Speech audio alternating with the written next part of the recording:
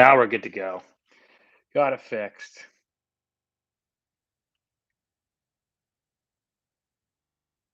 All right, you guys can start popping questions in here. Bum, bum, bum. Let's do this.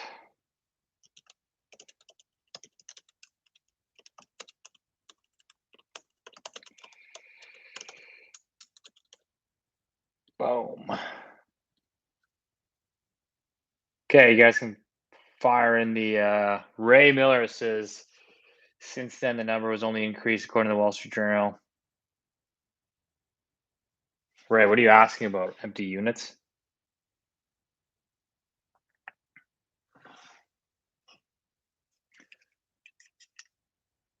Let's wait for a few more people. I will crack this beer. Cheers.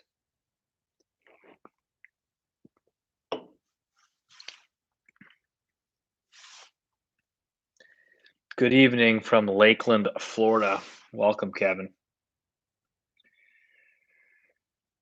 So, cheers, Gary. Yeah, the purpose of this stream here was basically to do a sort of a Q&A on housing, upcoming election, September 20th. I think unfortunately the majority, not the majority, but at least a good cohort of people, I think, kind of just vote based on whatever the media tells them or whatever their family's voting. They don't actually look at any of the economic policies or any actual policies. They kind of just look at what politicians are promising them, what sounds kind of good. So figured I'd kind of do like a little bit of a deep dive here on some of the housing platforms. So um yeah, we'll kind of get into that. Obviously, you guys' questions, just pop them in the chat and I will answer as many as I can.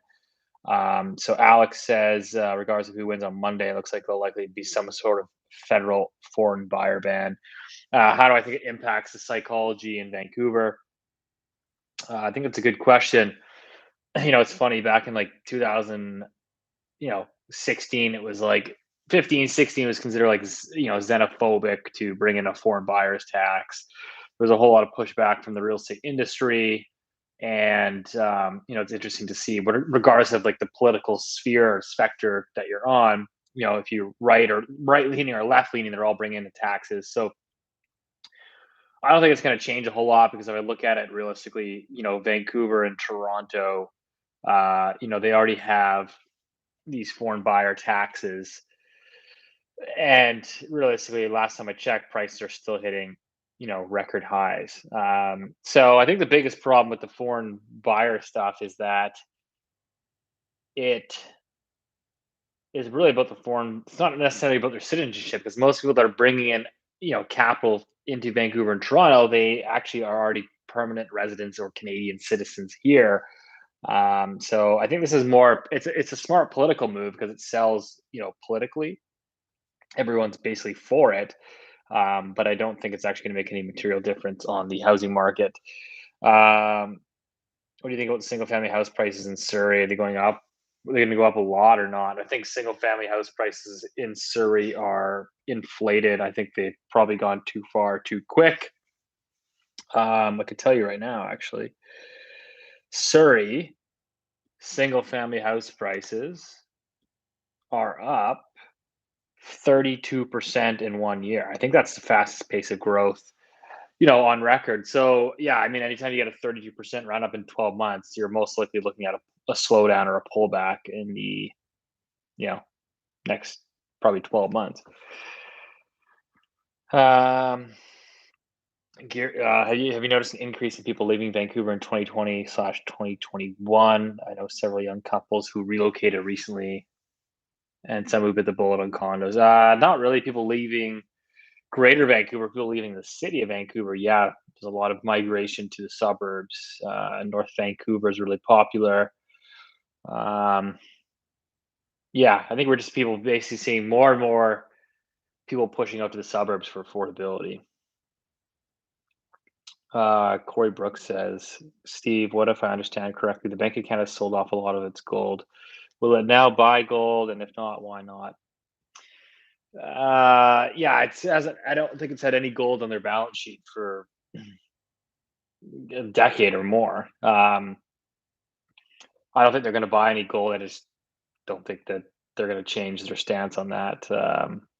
Yeah, maybe a little bit concerning. I'd prefer they had gold on their to back up, on their balance sheet. But I mean, at the end of the day, we are resource rich, so that usually protects our currency. Obviously, oil markets, commodity markets, which are inflation hedged.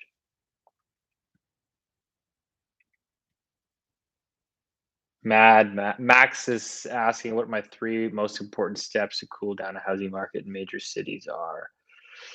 Uh, I mean, really, I think the biggest thing is obviously tightening credit. If you look at household indebtedness in Canada, it's obviously extremely high. Mortgage lending right now is at a 10-year high. So if I had to pick three things to cool the housing market right away, which I don't think are actually going to be implemented, but that would probably be like, first of all, you raise interest rates, even by 20, 50 basis points to start changing psychology.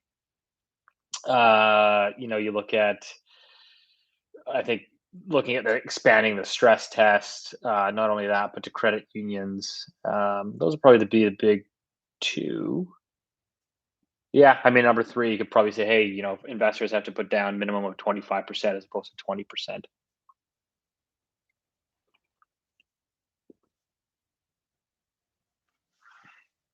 Sean, I can't speak any faster.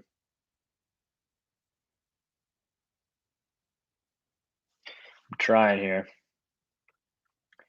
Fernando says, what percentage of mortgages have been refinanced at rock bottom interest rates? Don't have that data. I don't know if anyone actually does.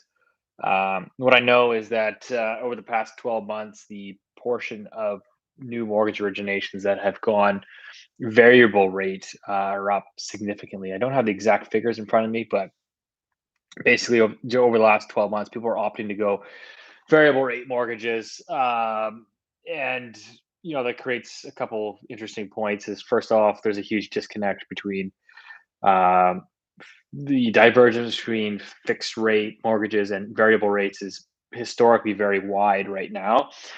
And number two is it almost creates more policy problems down the road should the Bank of Canada start, hiking interest rates if you have more and more people going into variable rate mortgages. Um, that's going to create some issues down the road.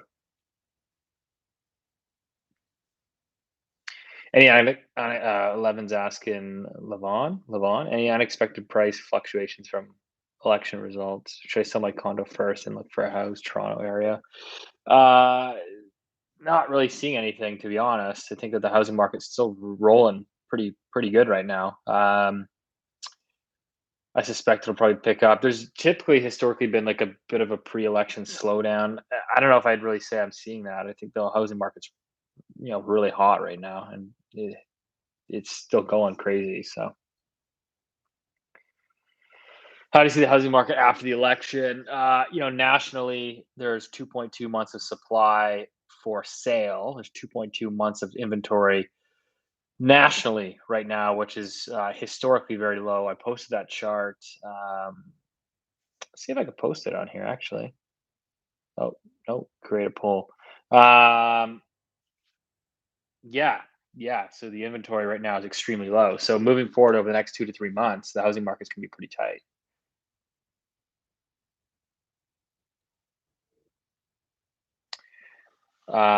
Someone's asking if the liberals and conservatives are both trying to work with municipalities to build faster.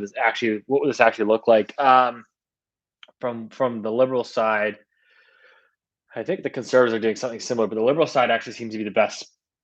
Uh, has the potential for the most realistically feasible program, which is basically paying municipalities to fast track, permit processing, to basically incentivize municipalities to approve projects are actually going to basically pay them money. So that's I think it will get municipalities moving pretty quick. Now the conservatives are proposing to expand and incentivize municipalities to build up along major transit stations, SkyTrain stations, etc. I don't really know how they're going to incentivize municipalities to do that. I think it's going to be the same sort of thing. They're promising to basically give more capital. So they're going to take a larger share in some of these projects. Um, Stefan, what's up, buddy? Am I bullish on condos, particularly downtown? Yeah, I am. The downtown condo market bottomed in probably November of last year. I bought one for myself in December, and since then the market's probably up for a one bedroom. It's probably up 10%. Yeah, 5 to 10%. So far it looks pretty good. I mean, the rental market downtown is extremely hot again. So I think downtown still has some problems with office and more homeless and stuff. But for the most part, we're seeing a lot of people going back. At least the younger people, these one bedrooms are doing quite well, and the two bedrooms have picked up as well. So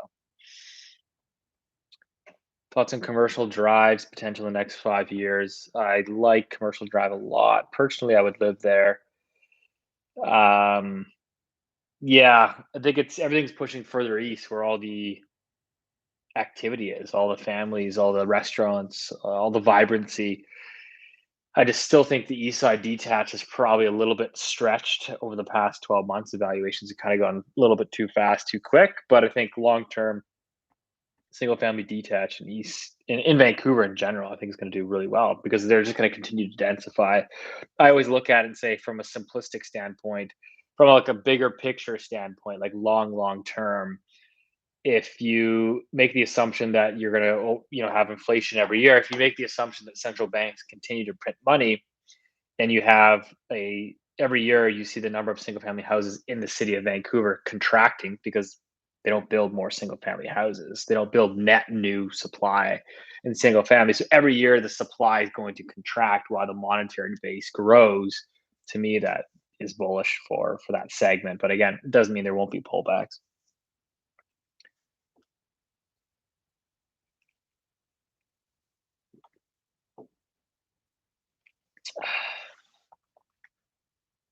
Do you think the collapse in Evergrande in China will spread to the rest of the world? Yes.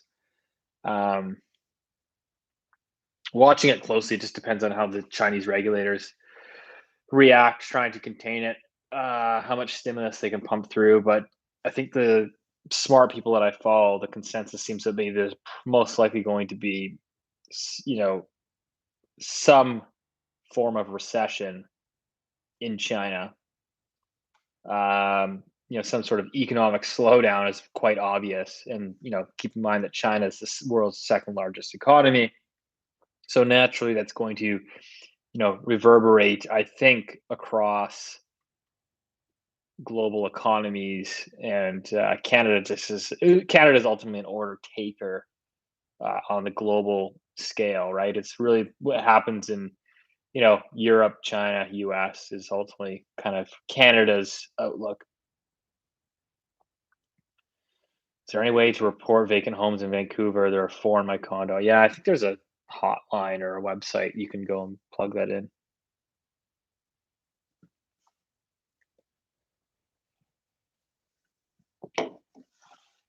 I missed your question. If the Conservatives were to be elected, do you think they will attempt to end QE? No. Um, you can't really end QE. So I get the frustration around the program, and it's driving wealth inequality and asset prices higher. But again, I just don't really think there's no politician that's actually going to come in. And I know I'm buddies here with Pierre Polyev, and he's kind of been beating the drum against that. But I think once these guys actually get in, I don't think they're actually going to change that. So to be honest, it doesn't matter who you elect. The Bank of Canada is going to continue to do what it does because ultimately the Bank of Canada again get their orders basically from the G4 central banks, the major central banks, and so long as they are leaving rates at zero and printing money, we pretty much import that monetary policy. You can't have Canada diverging from other global central banks and doing a completely different policy.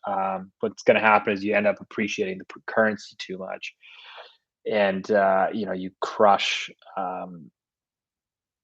you crush your export sector. and we are an exporting economy. Do I see interest rates being this low after 2022? I think interest rates will be low, very low for the next 10 years, at least the next 5. I would say next 10. Yeah, next 10. They can go up. I think the Bank of Canada could easily raise rates back to 1%, 1.5 maybe. But at the end of the day, you've just got so much debt that once you start actually trying to normalize interest rates, you'll get to a certain level where you'll end up just slowing down the economy. You'll enter a recession, and then you'll have to cut rates again. So, um, that's kind of my view.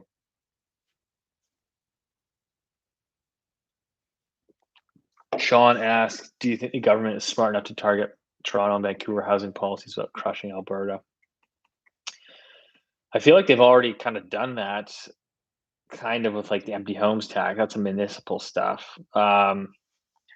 I actually think, in my opinion, I think that I don't know if it's political. Um, yeah, especially since 2015, since the Liberal government got in. But I almost think that the banks and the policymakers are starving Alberta of credit. Um, where credit growth is abundant, where when credit is growing, the economies tend to grow faster, right? So what happens is you can see that, in my opinion, the banks are more liberal or more loose in their lending in Toronto and Vancouver as they are in Alberta. The banks are actually more conservative in their lending standards when they go in Alberta. And in my opinion, there is more risk, I think, in markets like Vancouver and Toronto because they're so stretched. I compare that to a market in Alberta that really hasn't moved in 10 years. I mean, is there a housing bubble in Alberta? I don't think so. Um, I mean, the housing affordability, I think, in Alberta is like the best it's been in, 2 decades. So, in my opinion, they should almost like if you're looking at a stress test, it's like I almost think that stress test should be ignored in Alberta. You should just get the credit flowing over there. It might be good for their economy too. But again, I don't know if some of that's political. Greg's asking, do you hear anyone in your industry talking about investing in Calgary or real estate or moving there? Um, yeah, I think I'm intriguing more people talking about it. So I'm seeing more people. I talked to some realtors over in Calgary that I work with.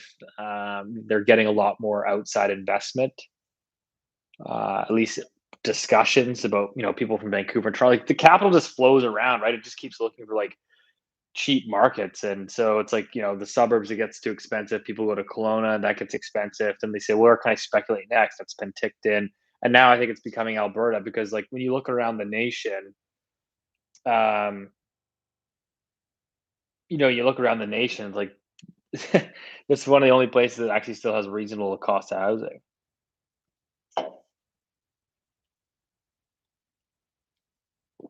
Alex has thoughts on Brentwood area condos versus Lonsdale, North Van. I probably would pick Lower Lonsdale, but Brentwood has a lot of potential. Whose policy is most fiscally responsible in your opinion? Liberals, NDP, or conservatives? Definitely the conservatives. But with that being said, from a conservative standpoint, and I think that's why they're calling themselves like the progressive conservatives, is they're still spending a ton of money.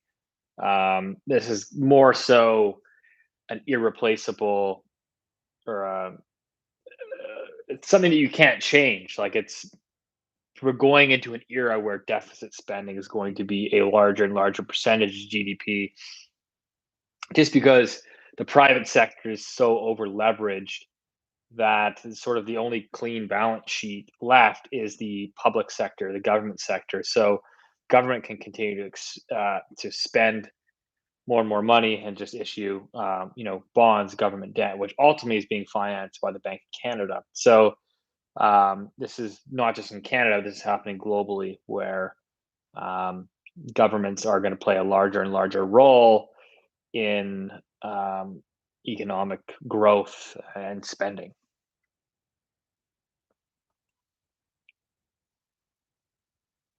Please share my thoughts on Calgary. My thoughts on Calgary are fairly well documented, but I think I look at it and say inner city Calgary, which is a major city. It's a major city. They've got NHL franchise football teams, corporate offices. It's a major metropolitan city.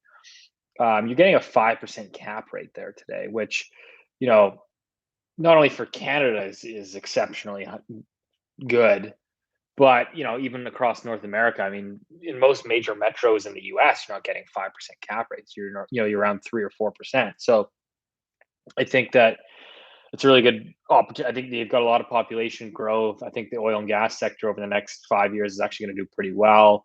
I think they're slowly diversifying. They still have a lot of challenges, but at the end of the day, it's cost of living, it's affordable, it's stable.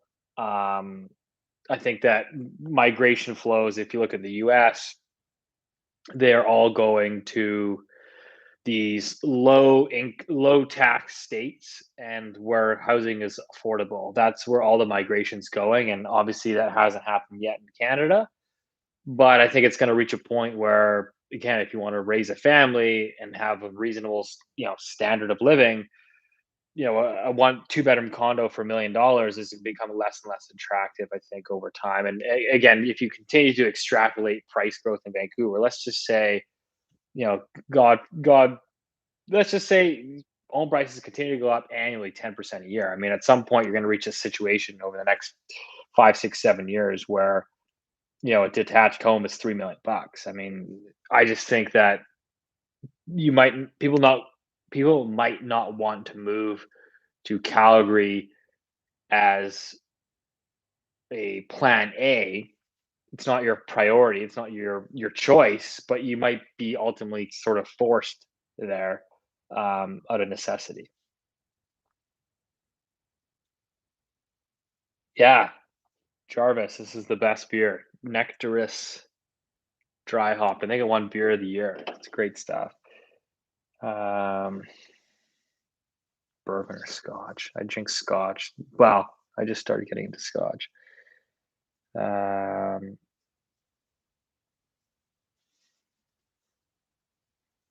will Evergrande and China default force drop and will this force a global pop in interest rates? No, I don't think that pop creates. I don't think Evergrande collapsing creates a pop in interest rates. Um, if anything, you have an economic slowdown. You have like a global recession, which actually ends up plunging rates. What you could see is obviously, you could see credit spreads blow out, where you can see, higher corporate bond yields. And again, maybe that's where the central banks have to come in and intervene again and see whether or not they're successful.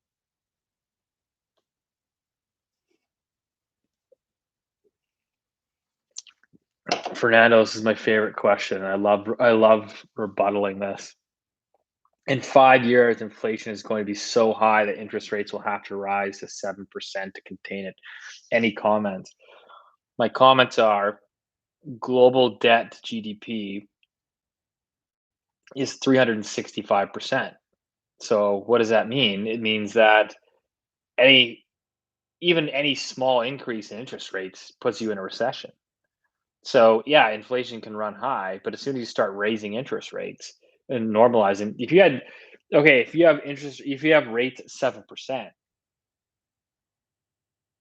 households in Canada for sure are going under. Corporations, which are equally actually more levered than the household sector, are also, what are they going to do, right? So if you have corporates paying, let's say 7% on their debt, the first thing they'll do, Fernando, is they'll probably lay you out of your job because they have to start cutting. Where you got to service your debt. What do? You got to cut. You got to trim the fat. You start cutting people. You start.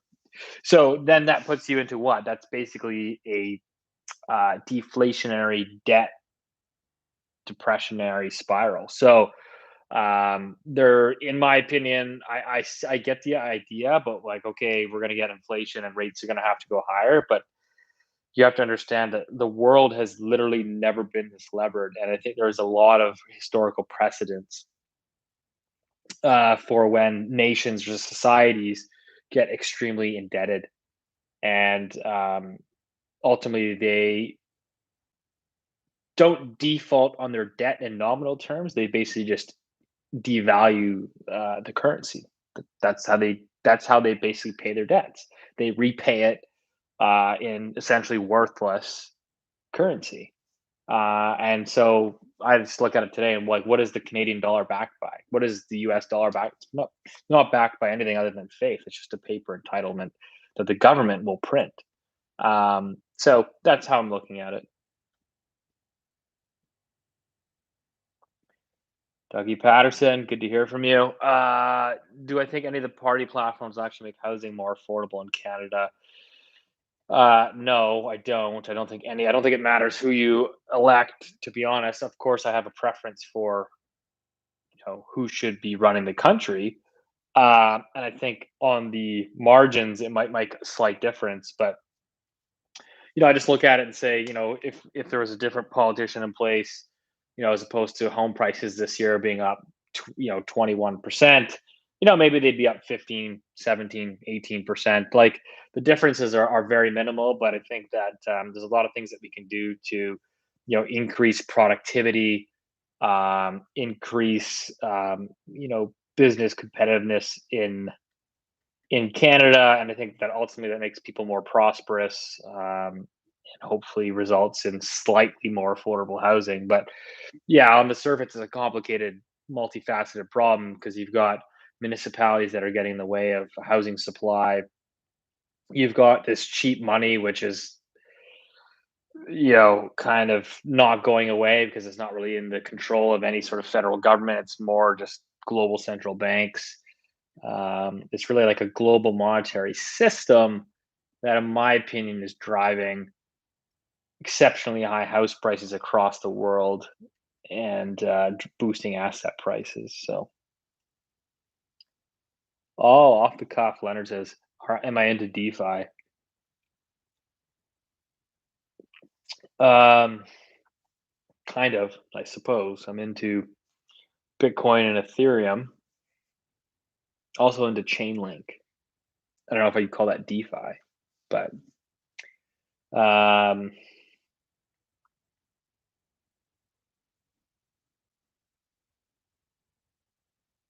Keith's asking me with how hard you have to work, or how long should it take for a new realtor in Vancouver to make 100,000 plus.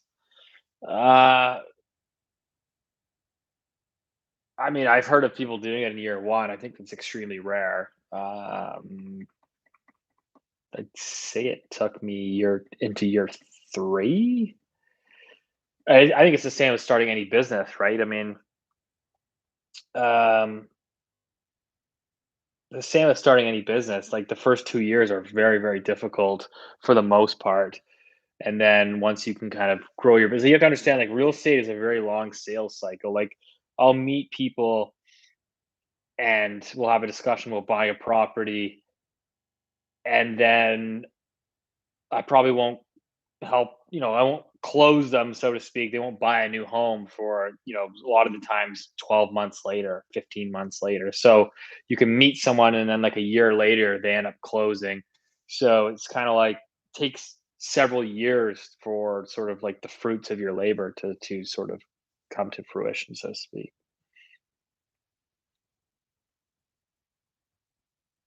Would rates not rise to cover added risk? How much longer can central banks keep this Ponzi go? That's the thing, right? Like rates don't rise. Like yes, rates should be rising. Like if you look at like the best example is like in the eurozone where they have all these like zombie corps, right? Like companies that basically don't earn enough revenues to service their debt, and real so junk bonds in the eurozone have turned negative, but the real yield on junk bonds is negative, and that's just because there's no free market. Like central banks are basically becoming the only buyer of any sort of any bond. They're going to basically own all of the bonds, and so there is no free market. They're like distorting price signals, right? So that's why it's like, what is like a? That's why I'm saying, like, you look at it and say, well, like, what's a house in Vancouver worth? Like, when you don't have price signals, when you don't have like the normal risk signals in the market, it becomes hard to put valuations on assets. And it's the same thing in like stock market, right? Everybody looks and goes, "Wow, look at the PE ratios." Like, wow, we got a major stock bubble. But like, do we? Do we? I don't know. Like, yeah, I mean, you could certainly make a pretty good, strong, compelling argument that valuations are high. But someone who was on Twitter posted a chart the other day. It was like the stock market relative to the yield on junk bonds suggests the stock market is grossly undervalued. So it just depends on like how you sort of look at the market. Now, again, if somebody just looks at the traditional PE ratio, they say, "Well, holy smokes, this market is extremely overvalued." But again, when you eliminate the bond market, which is I don't know how many trillions of dollars, the capital has to go somewhere, and that's why you're seeing so much of it going into real estate, into stocks, and I think a lot of it in the next 5 years is going to go into the crypto space.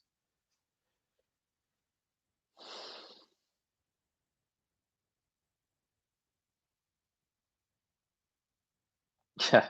In your estimate in 5 years, what would be the two-bedroom cost in Vancouver and Burnaby? Uh,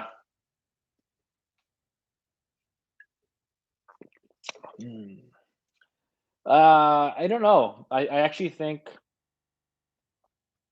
that Vancouver and Toronto specifically, because they've been so good for so long, I think that I think they're going to underperform over the next 10 years. So I think people that are extrapolating recent returns that we've seen over the last 5, 6, 7 years, I think that the market's going to underperform. Just because I think valuations are so stretched. Like when something becomes popular, the more people that buy it, it basically gets baked into the price. Um, and so you start to get valuations that become rich, and I think that we have rich valuations in our major housing markets that again I think will probably underperform. Does the oil continue its run and Canadian dollar along with it? I don't have any strong opinions on this. I mean, I'm long a couple of Canadian oil names. I think this notion that I mean, all I can say is I think this notion about green economy uh, is extremely overblown. That the ability to transition off of fossil fuels is going to take 50 plus years, and we're seeing it now across a lot of the global economy is that like fossil fuels, like the cost of natural gas to heat people's homes is going up like at these extreme levels right now.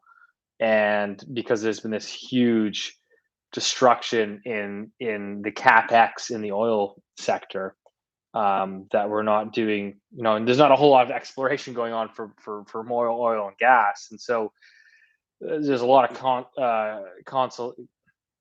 consolation in that space, and consolidation, sorry, consolidation in that space that I think it's pretty bullish for that sector now. I think there could be a pullback if Evergrande blows up and there's a recession in China that's going to impact oil demand. So,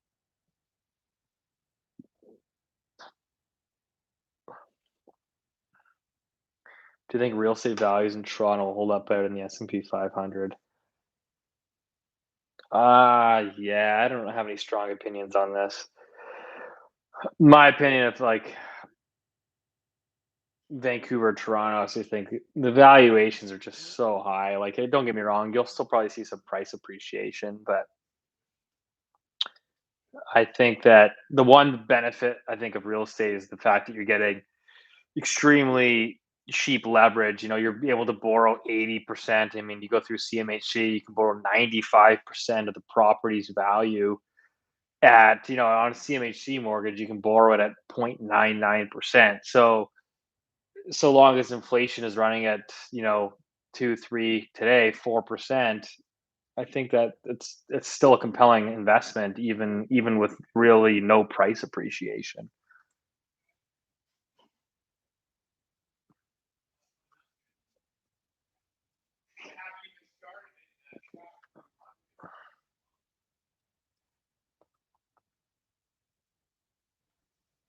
Collins asked me about the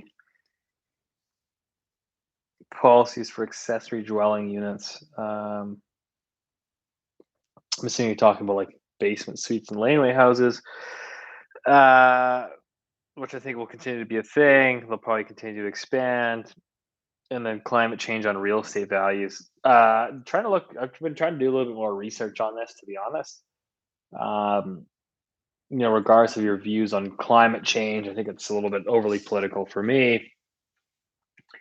But I think the climate is changing for various reasons, as it has from a historical perspective, and that could certainly impact, I think coastal cities like Vancouver, close to sea levels. You think about Richmond.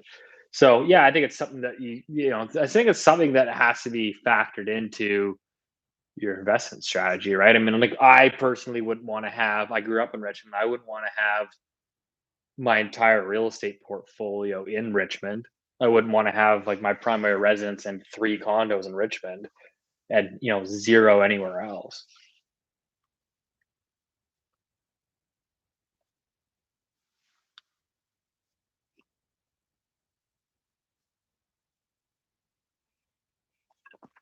Yeah, someone's saying prices are out of reach for most people. However, sales are brisk, and it's not caused by dirty money, foreign buyers, or some other scapegoat reason. Comments. I still think we have a lot of like foreign capital, obviously, in a global city that we're in.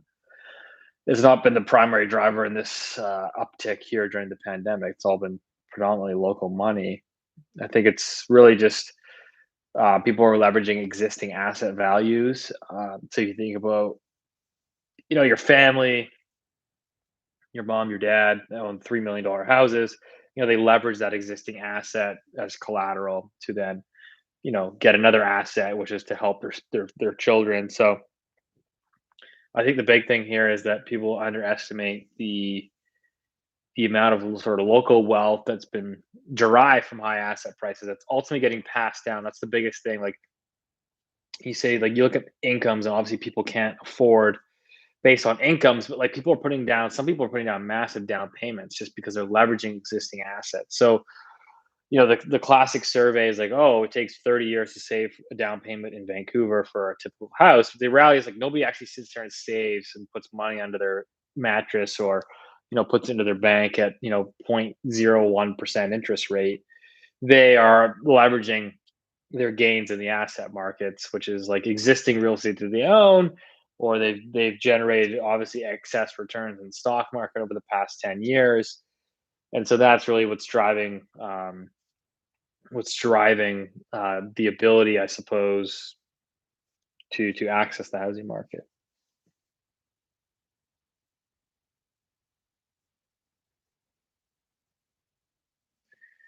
Yeah, Sean saying you can build for 165 a square foot in Calgary there. Um, yeah, Sean, I'd be kind of curious to hear your thoughts on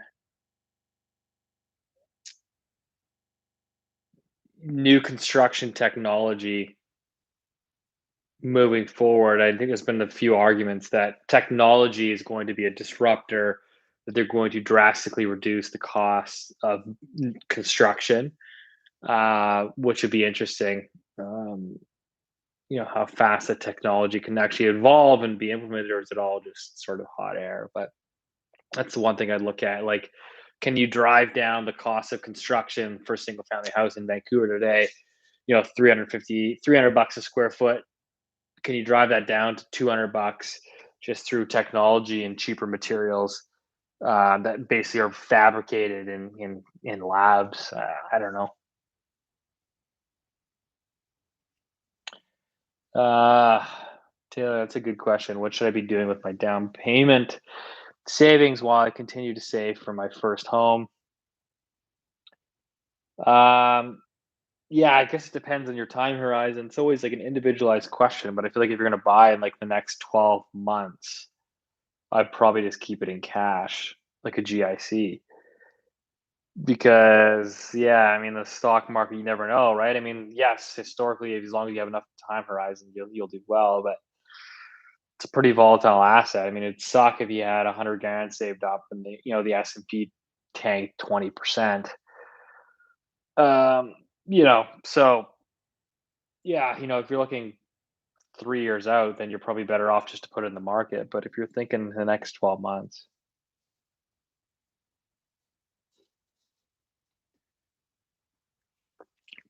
Ricardo's asking me what I think about buying an investment property in another country if you live in Vancouver and don't own your principal residence.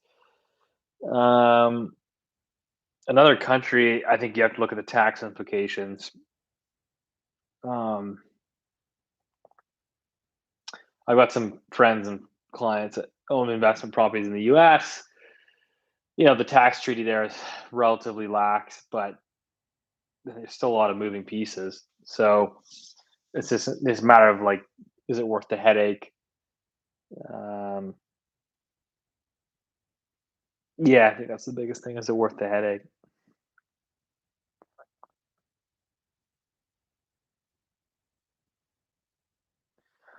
Fernando's saying, Fernando, you're rebutting me here. With higher interest rates cause problems, but high inflation will cause real estate to go even higher, and some currencies might fail. Central banks will defend their currencies.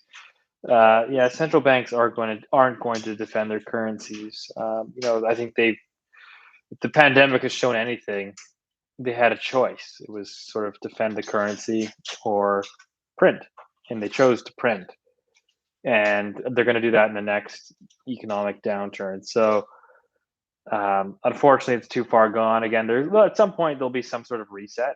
I don't sit here to disagree. There'll be some sort of reset. I don't know what that looks like. Um, but yeah, it won't be to defend the currencies.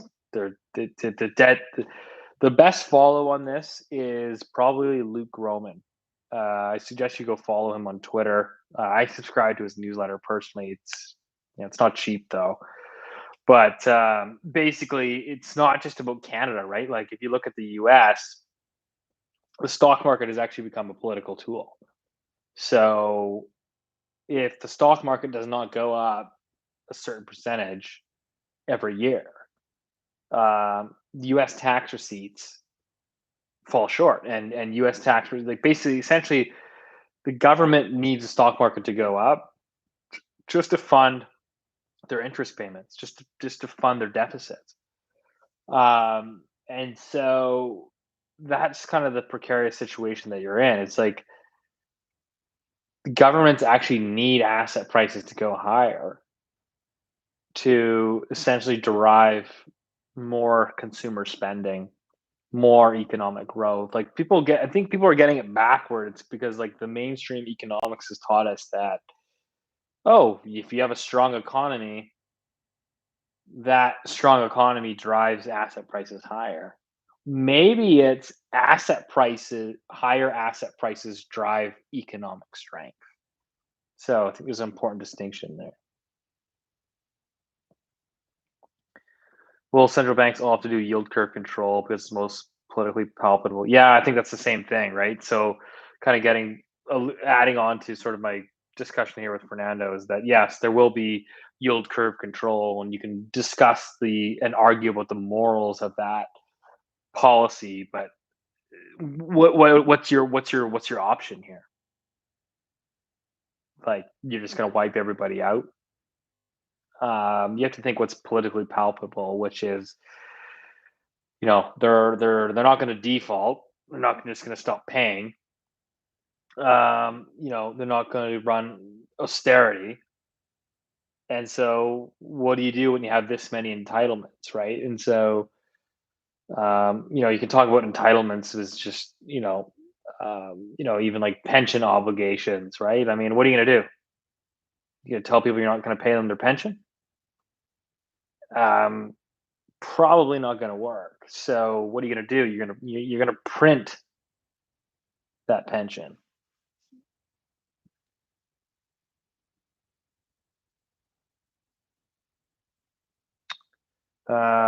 Which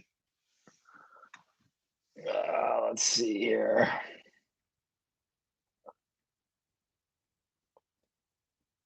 Which political party's platform will make housing more affordable, according to you, AJ? Yeah, somebody already asked this, but I don't think any political party is going to make any meaningful difference. Personally, again, I think that the conservative government's platform is the most reasonable, most realistic, most feasible. I think that they have a proper plan to actually get jobs growing, and they're pro business. I think the private sector is responsible for the majority of productivity. So any government, in my opinion, that favors the private sector is my preference. Again, you can certainly disagree with that, but I think from a housing perspective, a lot of this is just touching around the fringes about housing supply and banning foreign owners and um, banning blind bidding. Like, what a stupid concept. I get the concept around banning blind bidding, but it's not that simple. Like, if it was simple, it would have been done years ago. I've talked to regulators in BC about the blind bidding process and improving it and creating an open, transparent system. They don't want to change it. They've literally told me we're not changing it. Like, it's great. We kind of want to change it, but like we're not going to. So what's the federal government going to do? Every real estate board or every real estate is largely done on a provincial level. So it's a provincial government's responsibility to regulate the real estate and in charge of blind bidding, not the federal government. So this is all just like um, political promises that don't actually hold up. Nick's asked me if I've read Sam Cooper's book, Willful Blindness. Yes, I have. It's a good book. I am going to have Sam on the show soon. I was supposed to have him on in August. We just both got busy. So,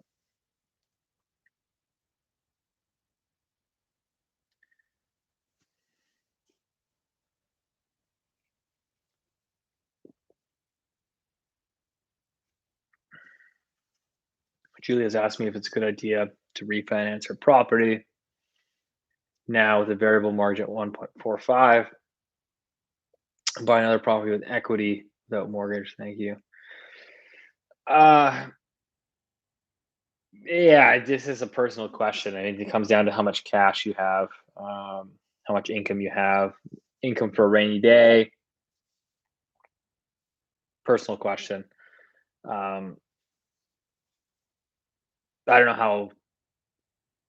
I don't know how optimistic I'd be about refinancing a primary residence per se. There's certain tax advantages there too. Like, you have to look at the whole picture. I hate giving people blanket advice.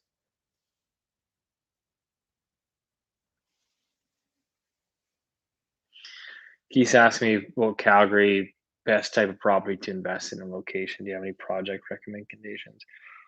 My only suggestion is in Calgary, like, if you can afford it, which I think most people probably can. If you can afford it, I don't think like if you can afford it, you should be buying land in Calgary, like detached properties. Like condos in Calgary, just like they don't go up. There's so much land, like people just don't really condo investing isn't really like a thing in Calgary. Like it is in Vancouver and Toronto because it's like we don't really build new single family houses. There's a shortage of them. We're not building out, we're building up. In Calgary, they just build out. So there's like an abundance of land. And so it doesn't really make a whole lot of sense, in my opinion, from a long term perspective. Now, if you're strictly looking to be entirely hands off, you just want to collect a rent check for the next 20 years, I mean, you could hypothetically just buy a brand new condo, but yeah, you're not going to see any capital appreciation. Price per square foot for deep reno costs in Vancouver. I don't I don't run numbers on cost per square foot for renovations. Never have. I just do it per.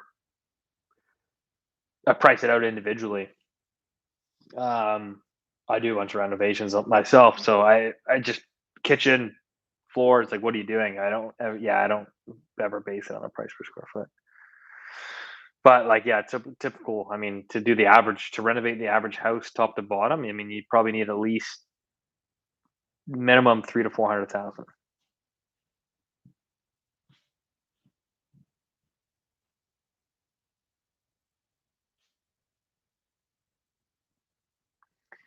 Don't know what the cost of building is in Seattle for.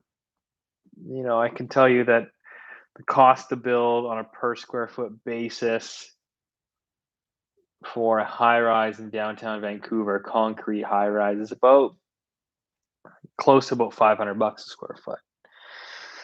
So, costs $500 a square foot to build.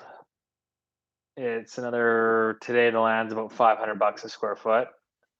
So you're $1,000 a square foot just on the cost. It doesn't include the cost of marketing, the holding costs, the opportunity costs over, a 6-year, 7-year project.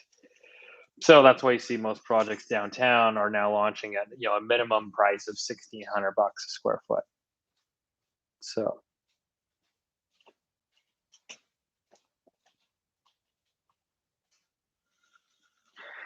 yeah, what do you think of Maxime Bernier's stance on trying for 0% inflation? I didn't see that. I mean, to be honest, it's just like it's kind of like out in like Looney Tune town. Like it's just like it's not like a thing. You can't. It's a cool concept. It's like making like Bitcoin like your Canada's like national currency. Like it's a cool concept. It's not gonna happen. Um, like it's not the existing monetary financial system like does not work unless you have inflation. So unless we're changing the global monetary system, 0% inflation like doesn't actually work.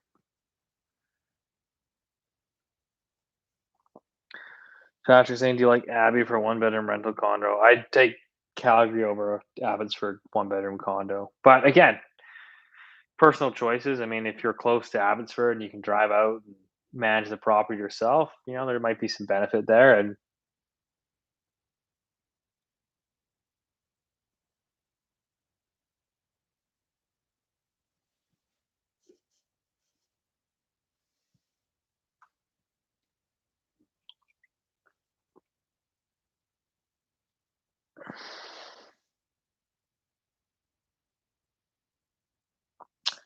foreign money versus monetary policy, which one is more responsible for real estate price increases in major cities, in your opinion?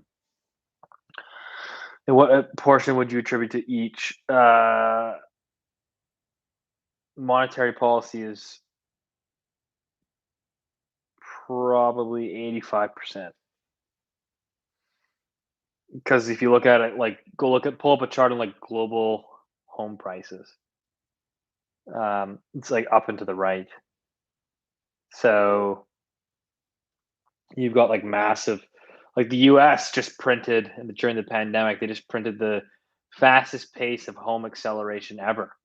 So home prices over the past year have been accelerating at a faster pace than even pre housing bubble, pre global financial crisis. So yeah, I think it's pretty obvious there. The only problem with the foreign money is it's easy for people to see. People kind of just look and say, "Hey, there's like a foreigner in our neighborhood. A lot more foreigners buying." Pretty easy to see. I mean, 99% of people don't really know what the hell monetary policy is, so they don't really understand its impacts on asset prices. So the media, what does the media do? The media picks up on foreign buyers, foreign ownership. They don't pick up on, hey guys, real mortgage rates are -3% today. Like, people watching CBC News don't know what that means. So it doesn't get talked about, but it is the single largest driver of asset prices. Who am I voting for? I don't know if I want to touch on that. Actually, no, I don't care. I'll go for it. Conservatives. Um, no, it's never contagion impacts on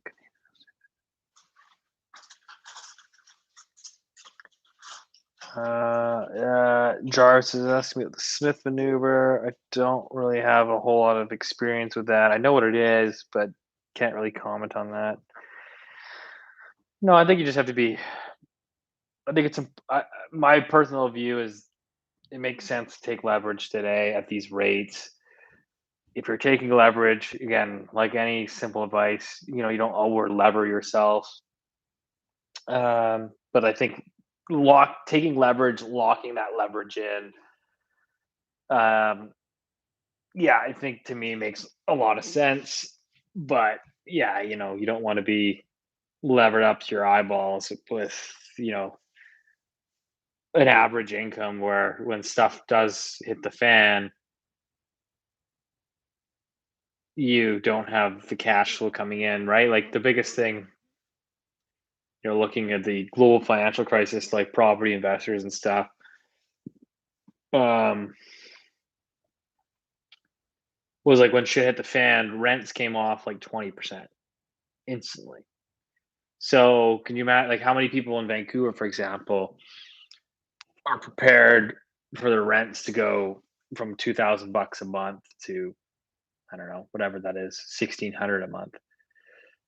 Do you have that additional $400 to withhold that, right? I mean, if you, that's why like the cash flow negative condos are always like a slippery slope. It's like, okay, you might be losing $200 a month right now, but it's a pretty good rental market. Like, what if you do get a significant recession and rental prices come off again 10, 15, 20%? Like now it's not -200, it's negative, 400.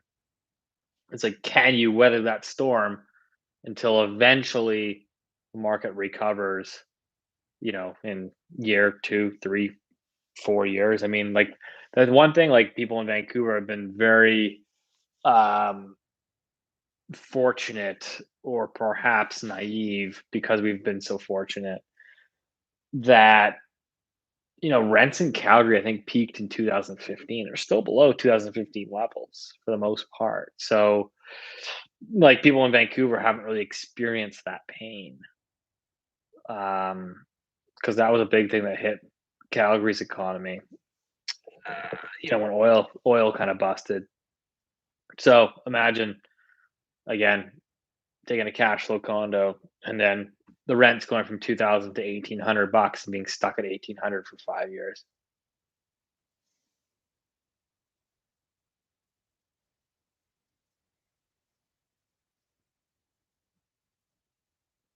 Yeah, William. Yeah, William. I have. Uh,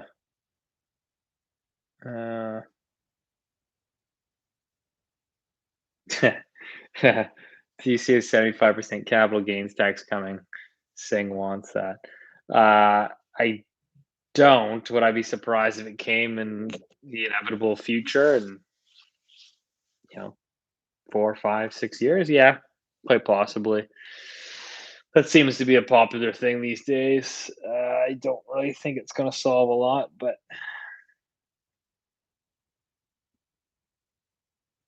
yeah, the RAs, I think RA. What do you think of the chance conservatives implementing tax deferral, something similar to the U.S.'s 1031 exchange?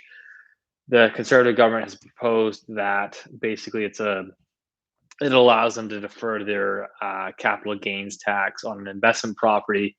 So essentially, if you have a whatever.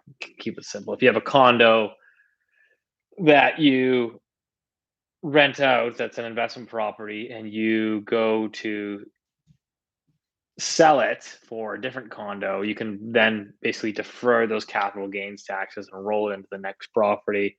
They have that in the US. They've had it for decades. It's not here in Canada, but the Conservatives have proposed it in their platform. So um, I hope that comes in. I think it'd be good.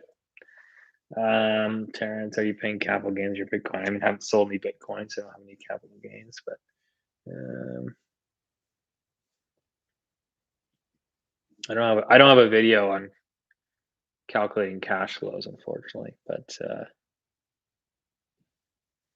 yeah, I think the biggest thing I see like on the sort of retail investor is they just take their mortgage and their strata fees and they just like, okay, well, based on my mortgage and my strata fees, I'm break even. Factor in like your annual property taxes, your property management, if you have any. Most importantly, I think is capex. Um, you know, Properties need repairs and maintenance, so you have to factor that in, which I think should be close to 5% of your rents.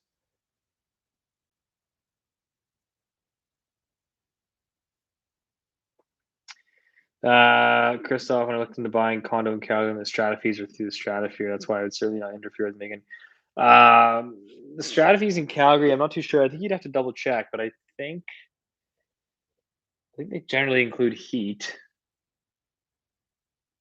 That could be wrong, but the big thing to understand, like, there's a huge difference in strata fees in Vancouver versus Toronto, and the difference being that in Toronto, there's really no such thing as a special levy, which means that if your roof on the building needs to be replaced, it's always paid for out of the contingency fund because that's your large strata fees go into. In Vancouver, what's most common is we have low strata fees, but when we have these big capex projects like a roof, it's actually done through a special levy. So they typically raise money off of all the owners and say, hey, every owner's got to chip in a one-time payment of $5,000 to replace the roof. So yeah, you've got low strata fees, but you also have more special assessments essentially. Any thoughts on trailer parks? I have no thoughts on trailer parks. What are your thoughts on the new report on 4.1% inflation in August? Yeah, 4.1% inflation in Canada. It's arguably higher. I think it's realistic. I think it's higher. I think like the US, I think has way better data collection, and I think we in Canada basically mirror the US. The US's inflation is just over 5%. I think that's probably more accurate than our 4%.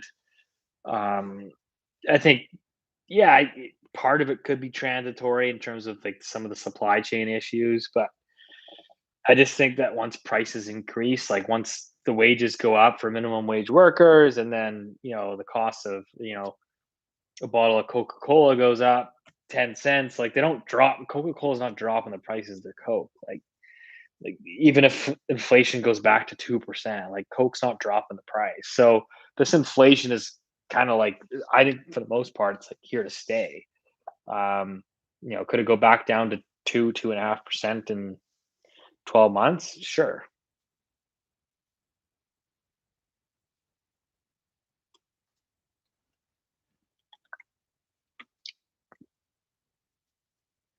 All right, I got like maybe two or three more questions. I got to wrap this up.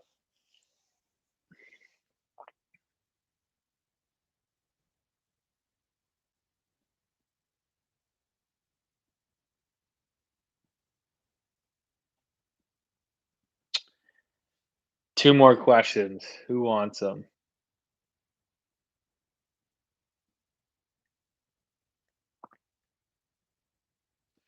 Somebody already asked me this. Nectarus, Four Winds, good beer, local beer.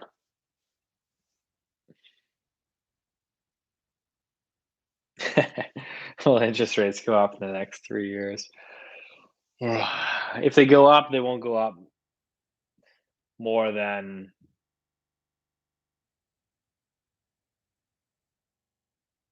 I don't think the Bank of Canada overnight rate moves higher than 1.5% for the next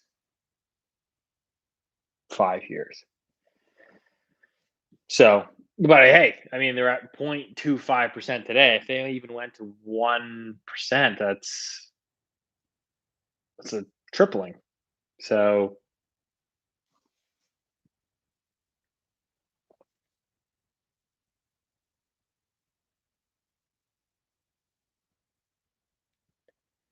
Matt's asked me, is anything like 1991 in terms of inflation lasting and having impact? I don't know. My still thing on inflation is that I think that central banks and policymakers know that they have so much debt. I know they know. I think they know. Like they know for sure that they have to devalue the currency. And of course, they're not going to come out and say, "Hey guys, we're devaluing the currency." That's pretty idiotic. So they're trying to, remain credible. Um, but I think they're going to continue to try to push for higher rates of inflation. The only thing is, I think that it might not show up in CPI. I think CPI is horrendously bad. But I also think that you've got, you know, demographics and technology which are deflationary, and the amount of debt that we have is deflationary. So I think it's going to be hard to generate meaningfully high inflation. But don't get me wrong, you know, um, CPI at 3% could could really be inflation of like 6%. Like, I just think, like, central banks over the last decade have been like, "Hey, listen, we have failed to achieve our 2% inflation target." They actually have been slightly below that, when I think in reality, if you ask the average person over the last 10 years, I think most people would tell you that it feels like, at least, that inflation has been much more than 2%, particularly in large, major global metros. And so, I think sometimes you have to look past the official government data and narratives, because I think that you can't rely on these metrics as the holy gospel. I think it's pretty tried and tested that your capital, your cash in, assets, you know, continue to outpace the currency devalue. Like, stocks historically over like 60 years of data have gone up 10% per year. And real estate, historically has obviously been a good wealth, you know, protector. So Don keeps asking, why does nobody talk about the quality of the builds or the old stock that bought that cost a fortune to bring up to snuff? Um, I mean, yeah, I think the quality of the construction today is, I don't know if it's worse or better. I mean, one fun thing that I always find interesting is, like, they always put in, like, yeah, like the technology is better in the building materials that they use.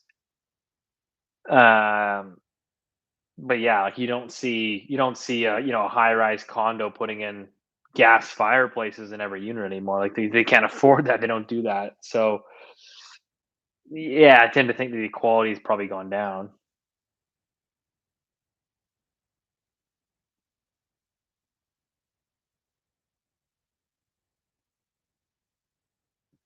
Why does nobody talk about the quality of the bill?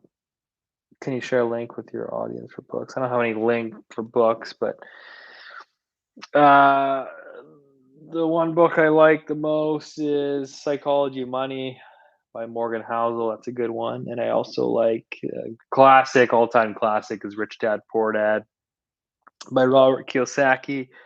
I think it's just like a mental framework book, to sort of get you thinking in the right. Um, Anyways, I gotta go. Um, Thanks for tuning in.